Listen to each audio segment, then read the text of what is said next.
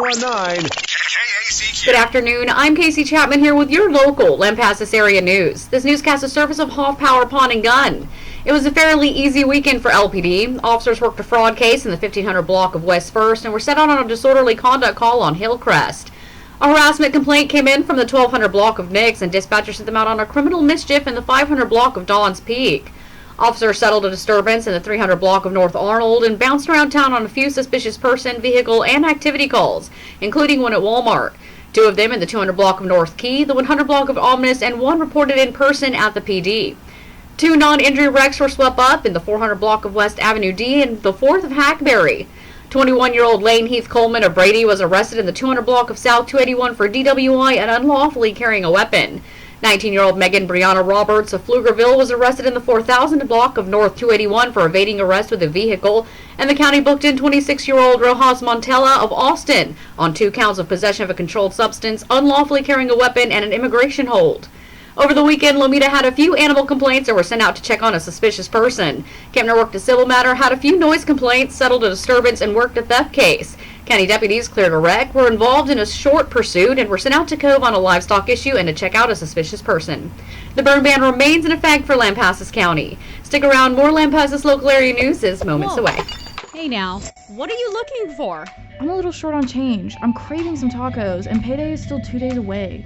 Well, you have all of this stuff sitting around here that you're not using right now, so why not take it up to Hoffy's Pawn and Gun and burn it and have some money to tide you over? And I also see you have stuff that you haven't used in a long time that you could just go sell, like this guitar that you were going to learn to play years ago. Hey, that's not a bad idea. I think I'll do just that. Tacos, here I come. Hold up, I'll go with you. They take all kinds of stuff like guns, jewelry, musical instruments, laptops, tools, and a lot more. They also offer a large selection of quality new and used guns and pistols, as well as ammo. Hey, do you feel like venison? No, I don't think so. Hoffy's Pawn and Gun. Check them out online at hoffyspawnandgun.com or head to 201 South Water Street in Burnett for all of your pawn shop and gun needs. And when you just want some extra money for tacos.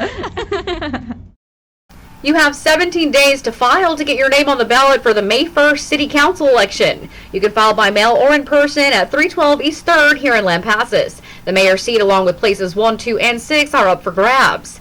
Texas reported a drop in numbers of COVID death cases and hospitalizations yesterday. Health and Human Services Department Sunday reported 9,900 new and probable cases of coronavirus. That's half as many as were reported on Saturday and 3,000 fewer than Friday's report. Deaths were down in Sunday's report as well. 171 deaths from COVID complications statewide.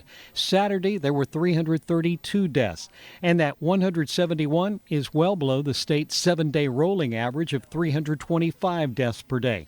The Sunday numbers also show 11,200 people remain hospitalized with COVID in Texas, 350,000 more infected but not hospitalized. Russell Scott, TSN News. Some Democrats, including 3 from Texas, say a single stimulus check is not enough. A group of 50 Democrats have shot a letter to President Joe Biden asking that the next COVID relief package contain not one check, but reoccurring stimulus checks. It has the support of groups like Every Texan. Policy analyst Jonathan Lewis says this universal basic income will have a ripple effect across the economy. We know that these stimulus dollars are being spent in local communities supporting businesses that are struggling from this pandemic. There will be talk of the cost, but he feels the nation cannot afford to continue down the current path with checks coming sporadically. A trio of Texas congressmen signed on to the letter, 1 from El Paso, 2 from Houston. Michael Board, TSN News. In sports, the Badger boys improved their record 17-3 overall and 3-2 in the district after their 40-34 win over Stephenville on Friday. They hit the road tomorrow to take on a tough Glen Rose team with the 6:15 tip-off. You can catch that game live on KCYL 1450 on the AM side. The JV didn't have as much luck, losing to the Jackets 58-47, putting them at 7-8 overall and 2-3 in district. Around the district, Glen Rose sits on top at 4-0. The Badgers and Brownwood are tied for second at 3-2, and Stephenville at 2-3. And still in the winless column sits Gatesville at 0-5. The Lady Badgers see their playoff hopes slowly fading after losing to Stephenville 63-40, putting them at 18-8 for the season, but only 1-6 in district play. The girls play their last district game tomorrow, taking on Glen Rose on home court with tip-offs at 5 and 6:30.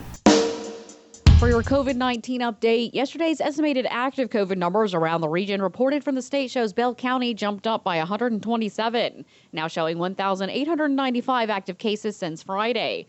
Coryell County down 52 with 316. Burnett down 1 with 190. Mills down 29 with 71.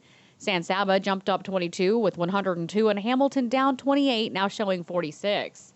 Here locally, as of this morning, Lampasas County is reporting 118 active cases. That's a 40-case drop from the previous report. 10 are hospitalized, and the fatalities is now at 18.